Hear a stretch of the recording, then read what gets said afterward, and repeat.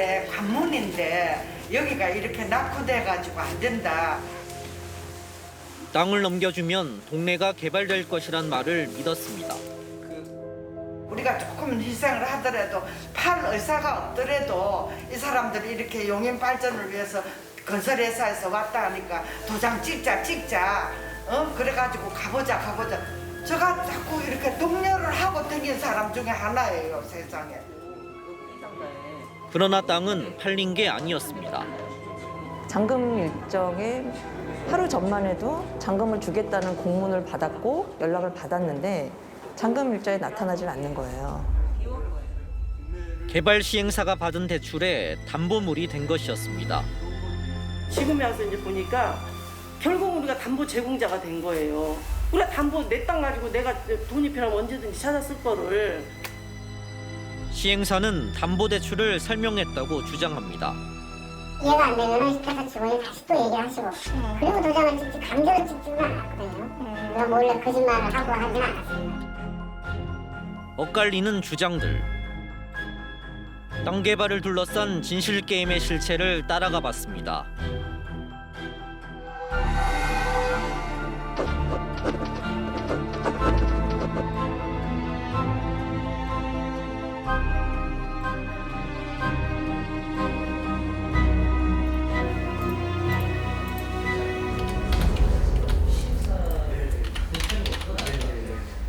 저는 정도진이라고 합니다. 신갈동 71-9번지 저희 집사람이 지금 건물주로 돼 있고 저는 남편으로서 지금 제가 하고 있는 일은 직업소개소를 운영을 하고 있습니다. 저희 아버님 때부터 해서 이쪽 이 골목에서만 25년 정도 직업소개소를 하고 있는 상황입니다. 매매 계약은 2020년 7월 16일 날 했습니다. 중개업자가 찾아와서 시행사 쪽에서 개발을 할 거니 큰 의미로 양보를 하고 이사를 가져오라. 부동산 중개 하에 이렇게 저희는 그 교환 개념의 계약을 했습니다. 시행사에다가 팔고 저희는 시행사가 매입을 해주는 70-6번지를 저희가 교환하는 개념으로. 신갈동 일대 12만 제곱미터 부지가 신축 오피스텔 등으로 화려하게 바뀔 줄 알았습니다. 그런데 2달 내로 이뤄진다던 교환이 자꾸 미뤄지기 시작했습니다. 특약사항에 적어놨던 내용도 2달 이내에 교환이 이루어지지 않으면 그냥 계약 파기다. 그랬는데 당장 그 다음 주 화요일 날부터 그 물건에 대해서 얘기를 하는데 계속 다른 소리를 하더라고요. 다른 곳에 가서 영업할 수 있는 곳을 찾아서 얘기를 해주면 자기들이 사주겠다. 이 대화로 갑자기 내용이 바뀌다 보니까 계속 시간이 가는 하중에 2달이 가버린 거예요. 저 입장에서는 이건 계약 파기를 해야겠다라고 하면서 그 와중에 우연한 기회에 집사람이 연락을 해봤더니 명의가 신탁으로 넘어가 있는 상태를 발견한 겁니다. 아, 그때 이제 처음 아셨어요? 네, 그래서 저는 여기 계신 분들 누구보다도 빨리 이 사건을 알았어요. 그때 당시 신탁 담당자가 저보고 이거 굉장히 위험한 계약인데 이걸 모르시고 하셨다면은 지금 계약서를 보시죠 라고 해서 저한테 이메일로 보내줬습니다. 정도진 씨가 받은 건 담보신탁 계약서였습니다.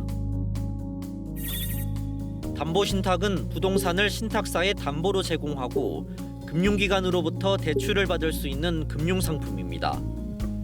시행사는 신갈동 일대 지주들의 땅을 담보로 담보신탁을 계약하고 지역 새마을금고로부터 360억 원을 대출받은 상태였습니다.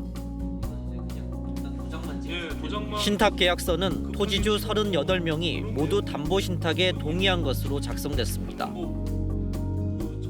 지금 제일 중요한 본질적인 부분이 저희가 신탁의 내용에 동의를 하지도 않고 설명 자체를 신탁사 직원 누구에게 들은 것도 없고 그러니까 신탁 계약서 자체를 보지 못했다는 거죠. 그런데 신탁 계약서 안에는 전혀 모르고 있는 막도장이 찍혀 있더라고요. 신탁이 가지고 있는 계약서입니다. 그리고 또 이쪽 계약서는 그 등기소에 들어가 있는 신탁 계약서입니다. 근데 저는 아예 본 적이 없어요. 신탁 그 서류 자체를. 이 신탁 계약서에 들어가 있는 도장을 또 보시면 이 막도장도 막도장 위치가 또 틀립니다. 지난해 정 씨와 토지주 3명이 함께 시행사 관계자들을 사기 혐의로 고소했지만 증거 불충분으로 불기소됐습니다. 당시 토지주들은 탄원서를 써줬고 정 씨와 고소인들도 잔금을 주겠다는 말을 믿고 고소 취하서를 작성했습니다. 하지만 이후에도 사업은 지지부진했고 잔금이 납입되지 않았습니다. 현재 정 씨를 비롯해 토지주 10여 명은 2차 고소를 준비 중입니다. 형사 고소를 올 초에 이제 시작하신 그 또 다른 지주님이 계십니다. 그분은 그 계약서 자체를 위조를 당했다고 제가 들었습니다. 미리 알았다면 같이 고소를 했고 같이 고소를 했다면 고소인들이 더 늘어서 우리가 힘을 좀 같이 받았을 텐데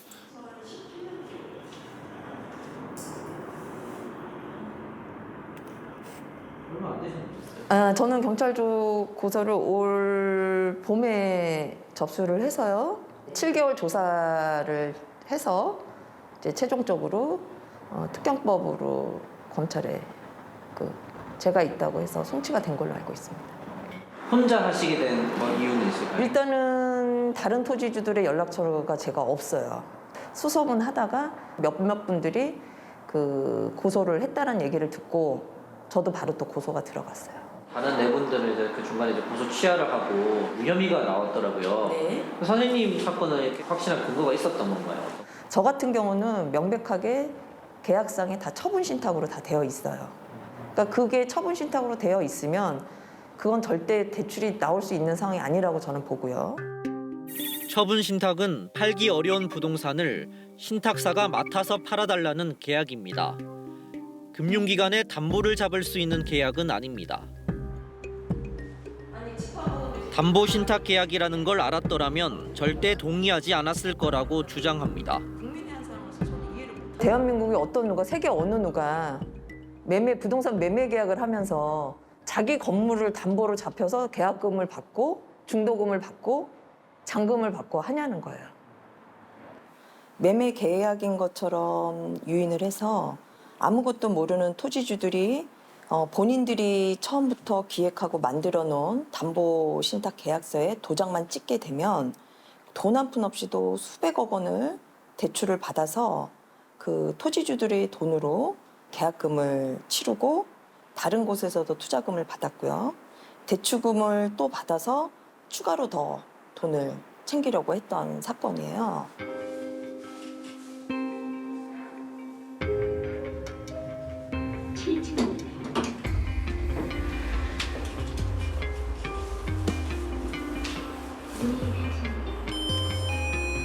시사멘터리 추적 취재진은 사실관계 확인을 위해 시행사의 입장을 들어보기로 했습니다. 핵심적인 쟁점은 담보 신탁에 대해 사전에 고지를 했는지 여부입니다. 시행사는 계약 현장에서 신탁사가 담보 신탁에 대한 설명을 했다고 주장했습니다. 저희뿐만이 아니라 신탁사의 직원들이 여기 내려오셔가지고 같이 계약할 때 상주를 하세요. 그리고 담보 신탁에 대한 설명을 신탁사 직원들이 설명을 해서 설득을 시킨 다음에 도장 마련을 직접 하고 사인을 하신 거기 때문에 저희들이 그분들을 뭐 이렇게 거짓으로 해가지고 속이고 해서 몰래 우리가 담보 신탁을 했다. 이거는 말이 안 맞죠. 이게 안 됐죠. 서류에 문제가 없기 때문에 사기 혐의로 처음 고소된 건에서 불기소 처분이 났다며 향후 법적 다툼에서도 무혐의가 날 것이라고 자신했습니다. 여기 보시면은 3번에 걸쳐서 다 고지를 들었고 다 설명했고 이런 식으로 해서 다 설명을 들었다 해서 이 주주분들이 다 도장 찍어줍니다. 이렇게 잡히려서 다 받았거든요. 20명 받았죠. 그래서 이렇게 해서 이제 그 증거 불충분이고 혐의 없음으로 끝났습니다. 아마 무혐의로 끝난다고 보면 될 겁니다. 못 차겠다. 잔금을 오히려 일부 토지주들이 본인들의 이익 때문에 갈등을 크게 만들고 있다고 주장합니다. 시행사 사무실에서 폭행을 당한 적도 있다고 밝혔습니다. 동네마다 다막 분란이 그래서 완전 빼기로 했습니다. 뺀 도면을 만들어서 오늘 이번에 1월달에 2월달에 대출되면은 그 빼고 이제 1년짜리 대출을 받아서 1년 내에 이제 설계행위하고 그렇게 이제 저희가 고의성을 갖거나 저희가 능력이 없거나 은행 쪽에 대출을 진행을 안 했거나 이런 건 하나도 없었어요. 저희도 약 90매덕을 갖다 여기다 더 추가로 집어넣는데 날로 우리가 토지주들 담보는 돈만 썩 뽑아먹고 우리는 아무것도 안 하고 그 돈 갖고 썼다. 이렇게 얘기하시는 분들이 있는데 그 지금 방금 말씀하신 게 90억 원을 이제 넣었다고 하셨는데 네, 저희가 다 비리가 한 거죠. 투자자들 받아가지고. 시행사와 토지주들의 주장이 엇갈리면서 시간이 흐르고 있는 가운데 땅은 제3자에게 넘어갈 위기에 놓였습니다. 새마을금고 360억 원의 대출 연장이 거부되면서 토지주들은 지난달 공매 처분 통지를 받았습니다. 잔금 지급이 늦어지긴 하지만 어쨌든 정상적인 이 사업 진행에서 늦어지는 거다라고 믿고 있었던 분들이 대부분인데 그 신뢰가 결국은 올해 11월 4일 날 공매 통지가 오면서 비로소 알게 된 분들이 대부분이시고 그때 이제 문제의 심각성을 깨닫고 있는 거죠.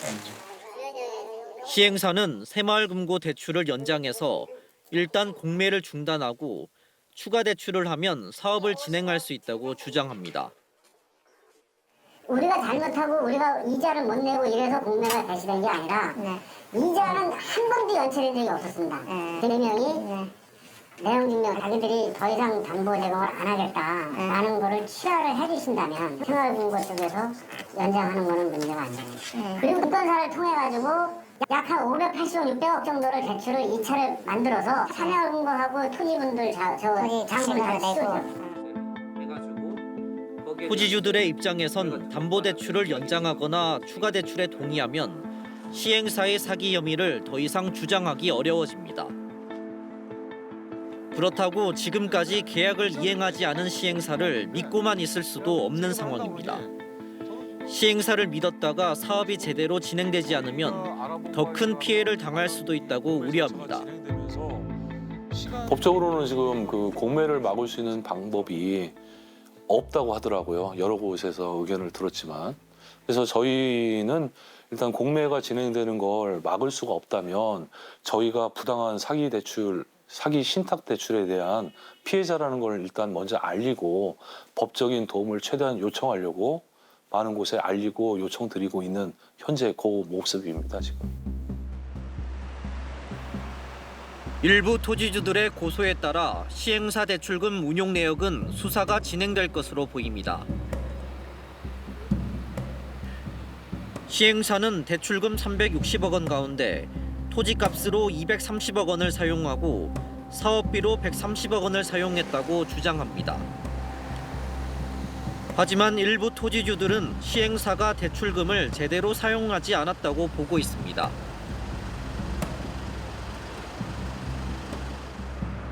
특히 시행사는 대출 중개인에게 60억 원을 송금했는데 이 가운데 3억 원은 새마을금고에서 현금으로 인출됐습니다.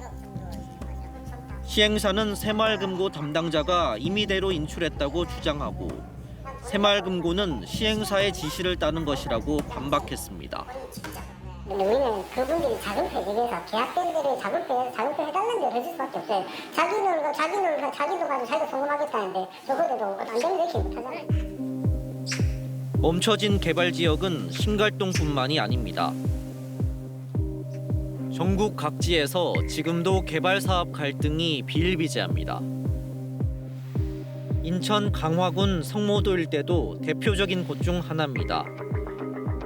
온천이 발견되면서 개발 사업에 뛰어든 시행사들이 많았는데 대부분 사업이 지지부진한 상태입니다.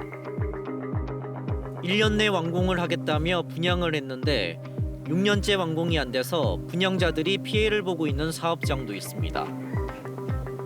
우리나라에 있는 시행사들이 사실은 많이 영세한 시행사들이 대부분이고요. 근데 영세한 시행사들이 왜 자꾸 시행사를 만드느냐? 하면은 사실은 부가가치가 상당히 높은 사업이고 한 번만 잘하면은 큰 목돈이 생기니까 여기에 대한 매력이 있는 거죠. 개발업법상에서 자본금이 3억 이상, 그리고 사무실, 그리고 이제 중요한 게 전문 인력, 이 2명 이상 갖추어져야 됩니다. 그러면 시행사를 만들 수 있는 거죠. 근데 이제 자본금 규모도 적절하냐에 대해서는 조금 생각을 해볼 문제이고요. 시행사 이력 관리와 처벌 규제 강화가 논의되어야 한다는 지적도 제기됩니다.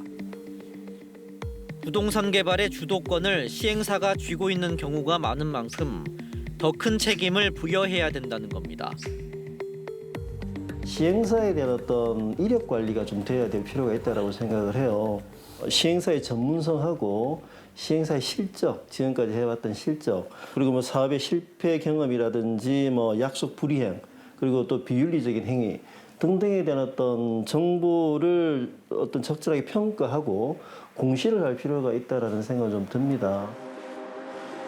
부동산 대출 리스크를 검토하는 금융권의 기준에 대해서도 제도적인 개선 논의가 필요합니다. 신갈동 개발 사례의 경우 새마을금고는 시행사가 대출금 360억 원을 어떻게 사용하는지에 대해선 관리하지 않는다는 입장이었습니다.